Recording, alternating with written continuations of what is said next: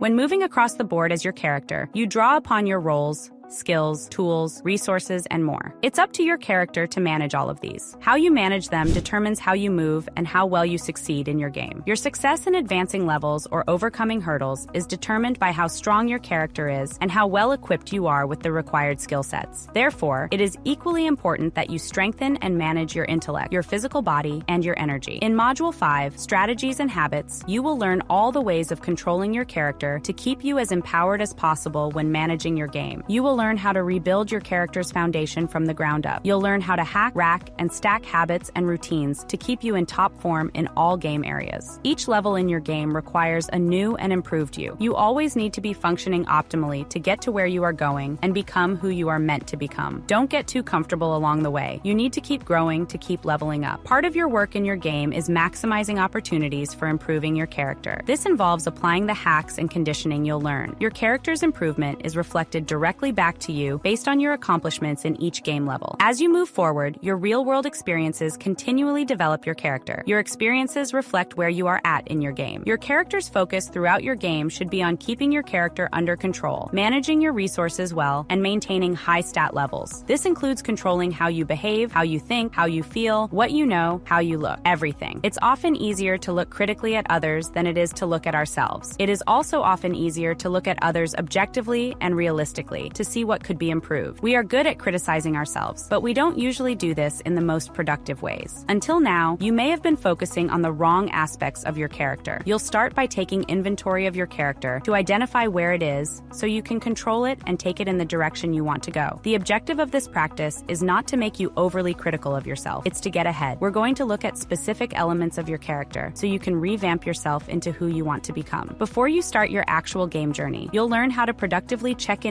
with your character on all important levels. By taking ownership of your character, you take back control of your life. You are in control of your character's outcome in your life. When I say you control your character, I mean you will train yourself. Much like a coach trains its players, you will be training your character to perform as best it can in your game. You will train your character's mind, body, and energy. You'll start by determining what you want in life and where you want to end up. Then, you'll determine who you would need to be to get there. You'll reverse engineer yourself into that person by completing the activities in this series. You'll determine everything the character standing at your target would have: traits, skill stats, roles, and you'll train your character to be that. To use a coach analogy, if your character wants to be an Olympic competitor, you'd determine all the training that would be required to stand at that level. You would align everything in your life, your training schedule, fitness level, daily habits, nutrition, everything, to align with what that character would have when successfully competing at that level. It might sound simple and easy, but controlling your character is the most difficult thing you do at the game's beginning. Doing this is really, really tough. I say this so you know what to expect. When your discomfort arises, accept it as normal. In the beginning,